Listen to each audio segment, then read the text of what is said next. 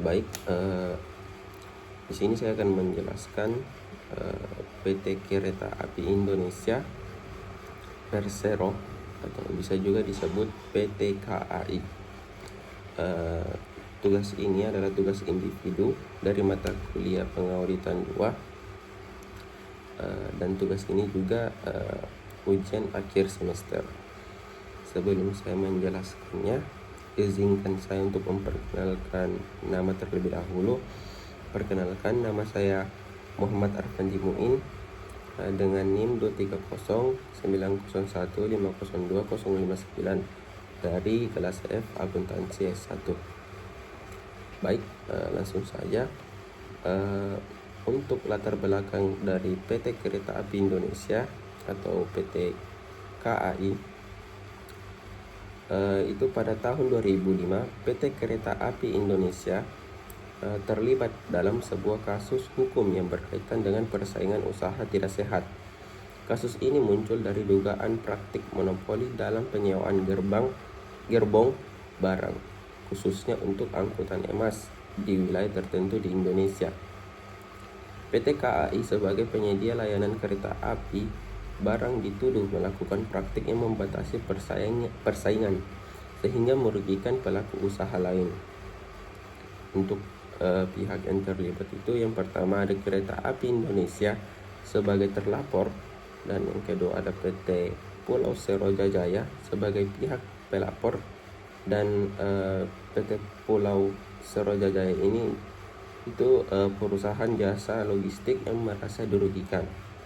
Baik, untuk yang ketiga, Komisi Pengawas Persaingan Usaha atau bisa disebut KPPU ini sebagai lembaga yang menangani dan mengadili perkara ini.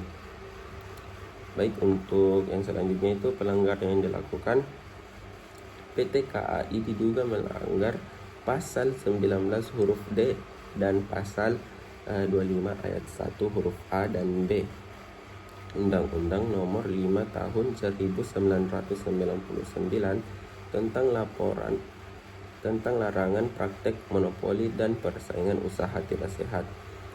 Untuk pasal 19 huruf D itu melarang pelaku usaha melakukan penghambatan terhadap pelaku usaha lain agar tidak dapat bersaing di pasar. Untuk pasal 25 ayat 1 huruf A, pelaku usaha dilarang menetapkan syarat kepada pelaku usaha lain yang merugikan persaingan usaha.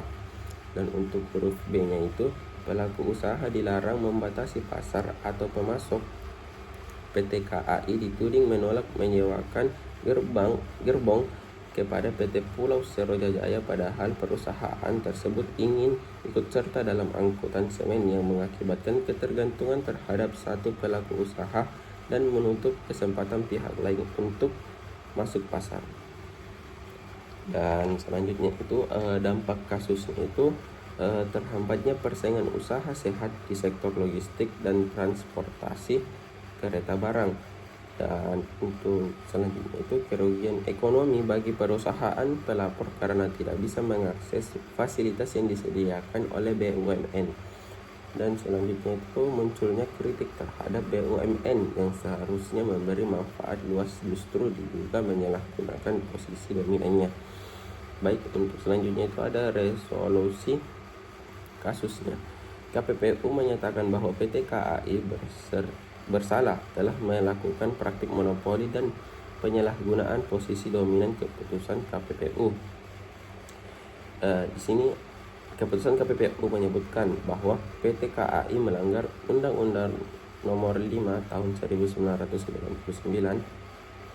Di sini keputusan KPPU-nya itu memerintahkan PT KAI untuk menghentikan praktik diskriminatif dalam penyewaan gerbong.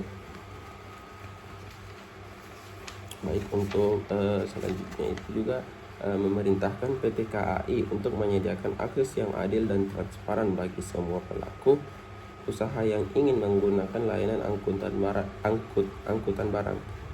Untuk yang selanjutnya itu memberikan rekomendasi kepada pemerintah agar mengawasi BUMN agar tidak menyalahgunakan posisi dominan di pasar. Untuk kesimpulan dari kasus ini, Kasus ini menyoroti bagaimana posisi dominan BUMN seperti PT KAI bisa berpotensi merugikan persaingan usaha jika tidak diawasi secara ketat. Keputusan KPPU merupakan langkah penting dalam menegakkan prinsip persaingan usaha sehat Indonesia dan memberikan sinyal bahwa semua pelaku usaha termasuk BUMN harus mematuhi undang-undang anti monopoli. Sekian dari penjelasan saya tentang PT Kereta Api Indonesia. Jika ada salah kata mohon dimaafkan. Assalamualaikum warahmatullahi wabarakatuh.